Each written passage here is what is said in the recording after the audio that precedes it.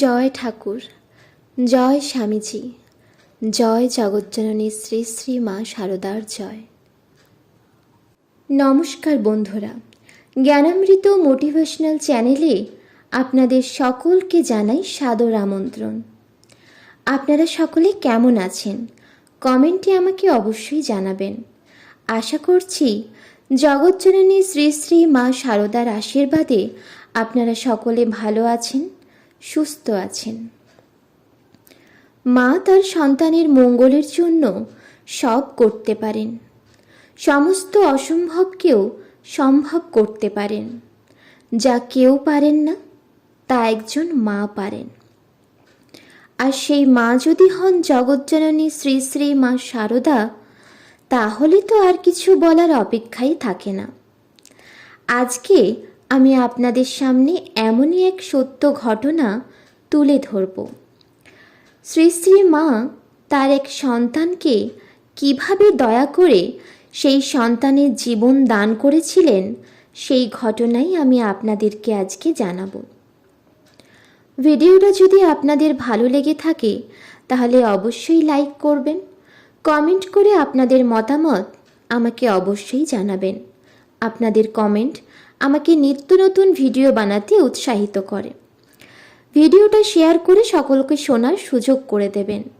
আর আপনি যদি এই চ্যানেলে নতুন হন তাহলে অবশ্যই চ্যানেলটিকে সাবস্ক্রাইব করে পাশে থাকা বেল আইকনটি প্রেস করে রাখবেন, যাতে এই ধরনের কোনো ভিডিও সবার আগে আপনার কাছে পৌঁছায়। তাহলে চলুন আর দেরি না করে ভিডিওটা শুরু করি। মহারাজ তখন অসুস্থ। অনেকেই ভেবেছিলেন তিনি হয়তো আর বাঁচবেন না। মহারাজের মনে কিন্তু এই ধরনের কোনো চিন্তা আসেনি।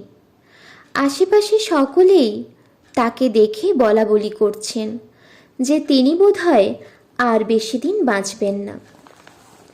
একদিন ঢাকা থেকে এক সাধু মহারাজকে দেখতে এলেন। মহারাজকে দেখে সেই সাধু আবার ঢাকা আশ্রমে ফিরে গেলেন। আশ্রমের সকলকে তিনি জানালেন মহারাজের আর ফেরার আশা নেই। মহারাজ তখন গুরুতর অসুস্থ। তিনি এতটাই দুর্বল হয়ে পড়েছেন যে তিনি নিজে নিজে পাশ ফিরতেও পারেন না। কারো সাহায্য ছাড়া তিনি উঠে বসতেও পারেন না। উঠে দাঁড়ানো তো অনেক পরের কথা। হাঁটা চলা প্রায় বন্ধই বলা যেতে পারে। এরকমই চলতে চলতে মহারাজের মন একদিন চিন্তায় ও বিষণ্ণতায় অস্থির ও ভারাক্রান্ত হয়ে ওঠে।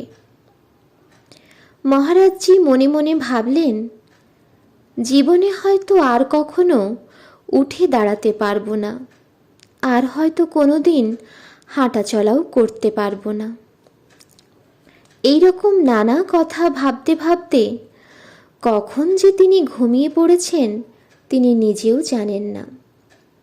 হঠাৎ এক সময় মহারাজজি স্বপ্নে দেখলেন কেউ একজন তার বাঁ হাত ধরে তাকে ডেকে বলছেন, এই ওঠ। মহারাজজি তাকিয়ে দেখেন স্বয়ং মা এসেছেন। মা মহারাজজির হাত ধরে বলছেন, এই ওঠ, কি শুয়ে আছিস? হাত ধরে মা মহারাজজিকে বিছানায় বসালেন। শ্রী শ্রী মায়ের দিব্য স্পর্শে মহারাজজি বিছানায় উঠে বসলেন। মা বললেন, নাম বিছানা থেকে। মহারাজজি তো উঠে বসতেই পারেন না, খাট থেকে নামবেন কি করে? দয়াময়ী মা তার হাত ধরে খাট থেকে তাকে নামালেন। মা বললেন, হাঁট। মহারাজজি তো হাঁটতে পারছেন না। মা তখন বললেন, আমি হাঁটছি, তুই আমার সঙ্গে সঙ্গে হাঁট। মহারাজজির তো মাথা কাজ করছে না। তিনি তো হাঁটতে পারেন না, কিভাবে হাঁটবেন তিনি? শ্রী শ্রী দয়াময়ী জগজ্জননী মা তখন মহারাজের হাত ধরে ধরে তাকে হাঁটালেন। পরের দিন সকালবেলায় মহারাজজি ভাবলেন স্বপ্নে তো দেখলাম মা আমার হাত ধরে আমায় বসিয়ে দিলেন। দেখি তো আমি এখন নিজে নিজে বসতে পারি কি না। মহারাজজি নিজে নিজেই উঠে বসলেন। তারপর ভাবলেন, স্বপ্নে তো খাট থেকে মা আমাকে ধরে নামিয়ে দিলেন, এখন কি আমি নিজে নিজেই খাট থেকে নামতে পারবো? চেষ্টা করে মহারাজজি নিজে নিজেই খাট থেকে নামলেন।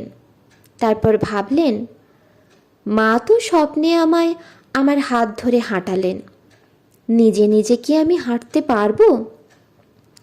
হাঁটতে গিয়ে তিনি নিজেই অবাক, নিজেই যেন নিজের চোখকে বিশ্বাসই করতে পারছেন না, নিজেকে বিশ্বাস করতে পারছেন না।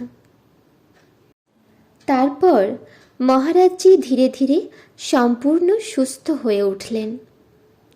বন্ধুরা, আপনারা কি জানেন শ্রী শ্রী মায়ের সেই বিশেষ স্নেহধন্য সন্তানের নাম কি? মায়ের সেই বিশেষ স্নেহধন্য সন্তান হলেন স্বামী পূর্ণাত্মানন্দজি মহারাজ। বন্ধুরা, দেখলেন তো জগজ্জননী মা আমার কত দয়াময়ী। সন্তানের কষ্টে মা কি হাত গুটিয়ে বসে থাকতে পারেন?